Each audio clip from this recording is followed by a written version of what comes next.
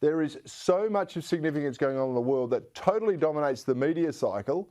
You know, we're talking interest rate rises, war, politics. But believe me, it's all a part of a steady diet of distraction. Now, I say distraction because there are many other things going on that receive next to no public attention, but they really do have the potential to influence your life. Now, some of them involve our regular sparring partners on this program, people or groups like the World Economic Forum and the United Nations. Take, for example, the United Nations. The UN is warning that the world is headed towards a global recession and prolonged stagnation unless we quickly change the current policy course of monetary and fiscal tightening in advanced economies. That's contained in a new report released by the UN Conference on Trade and Development. It goes on to say the policy-induced global recession could be worse than the global financial crisis of 2007 to 2009 and adds excessive monetary tightening and inadequate financial support could expose developing world economies further to cascading crises.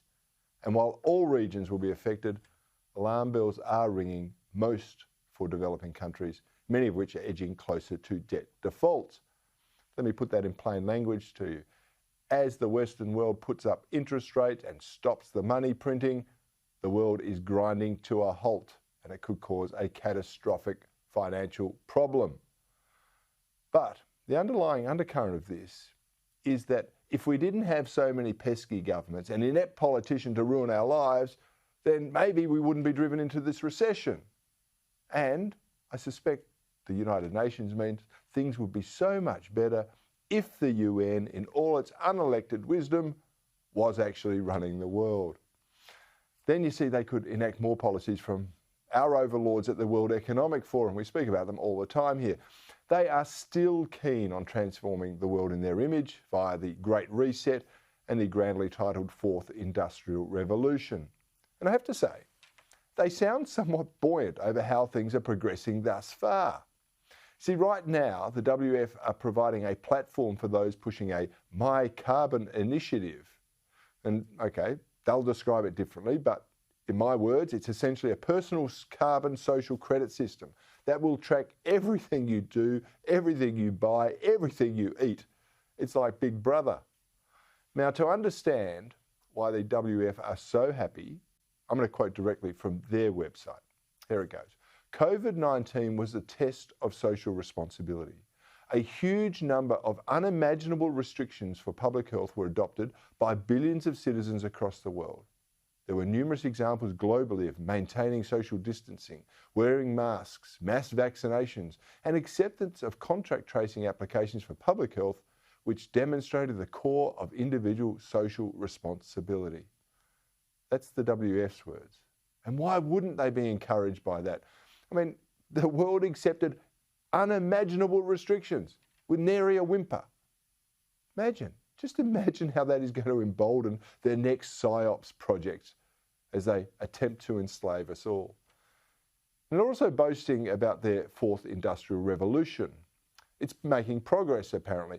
And they're using blockchain technology, likely, which will be integrated with central bank digital currencies, to keep track of everything we do. But it's all to save the planet, of course. That's why you see they advocate increased costs for carbon-intensive activities. Now, these activities are things like transport, construction, electricity and the like. And they also want to reduce demand for certain, quote, unspecified things. But I'm guessing they mean the important stuff that I just discussed, that really builds a civilized society.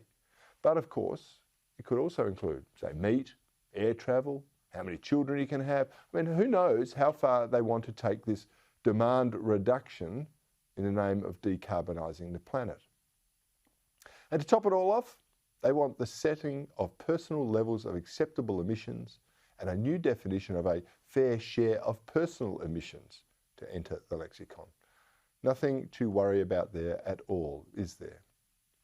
Now, if you are a conspiracy theorist, which is actually the name the left give to those who can predict the future with remarkable accuracy, you might think this is all happening by design. I mean, the WEF have been upfront about their agenda for us. WEF founder Klaus Schwab even wrote about it in a book entitled The Great Reset. That's where you'll own nothing and be happy. And we do see a global coordination of attacks on our way of life, on our customs, our morals, and our values. Now, these attacks are levied on nation states as well, who oppose this agenda by extraordinary and what I consider to be illegal sanctions of those governments and of individuals residing there. Our Anglosphere leaders, they're meant to be the ones representing the free world. Well, they're also pushing global censorship and global taxation. They are weaponising law enforcement and tax collectors against those who resist. And these same leaders celebrate movements that rely on deceit and destruction and chaos to divide society, while a largely compliant media mostly report only the official interpretation of events. These agents of political change are now so emboldened they will happily lie, and they seem to have no fear of being exposed. And that's why they seem happy to misrepresent everything from war to science, from economics to biology, in order to condition you to actually accept what is unacceptable. Now, these things had been done before our very eyes, and yet most people refuse to see it. So many still labour under the belief that government does what it does for our benefit. But if that were true, would our nation be nearly $1 trillion in debt? Would Europe be on the cusp of a financial contagion? Would America be a society divided by racial and identity politics? And if government was so helpful, why would allowing all of us to keep more of the money we earn be deemed so controversial amongst politicians? I mean, surely we're capable of spending our money better than any government can. The truth of the matter is that governments around the world are truly desperate. They've made such a mess of things that we're actually on the brink of ruin. And that's why they want these magnificent distractions that I spoke of earlier. They're hoping the more you focus on the light at the end of the tunnel, that you won't see the train that's heading your way.